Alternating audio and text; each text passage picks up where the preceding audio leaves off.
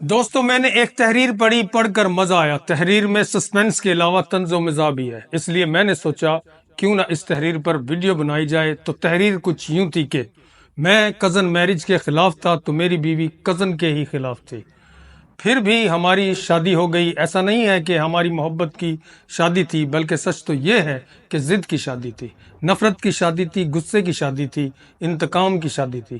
بچپن سارا لڑتے گزرا تھا، اسے میں پسند نہیں تھا اور مجھے وہ کبھی ایک آنکھ نہیں بھائی تھی، مگر گھر والوں نے ہمارے گٹھ جوڑ کا فیصلہ کر لیا تو پھر میرے گھر چھوڑنے کی دھمکی کام آئی، نہ اس کے زہر کھانے کا کوئی کام آیا۔ شادی کی رات وہ پلنگ پر گھونگھٹ پھیلائے میری منتظر بھی نہ تھی۔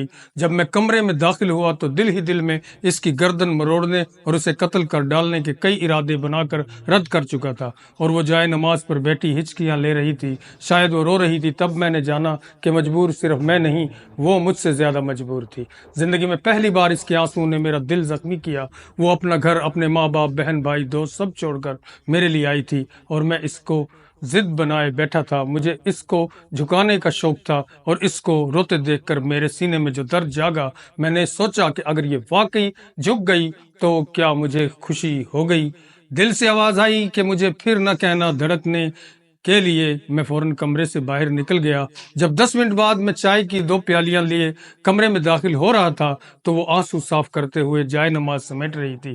میں نے اس کے ہاتھ سے جائے نماز کی لے کر ایک سائڈ پہ رکھا اور چائے کی پیالی اس کے ہاتھ میں تھما دی۔ اس کے چہرے کی حیرت مجھے لطف دینے لگی تھی۔ میں نے مسکرا کر پوچھا، کیا چائے کی پیالی اتنی طاقتور ہے کہ بچپن کے دشمن دوست بن جائیں؟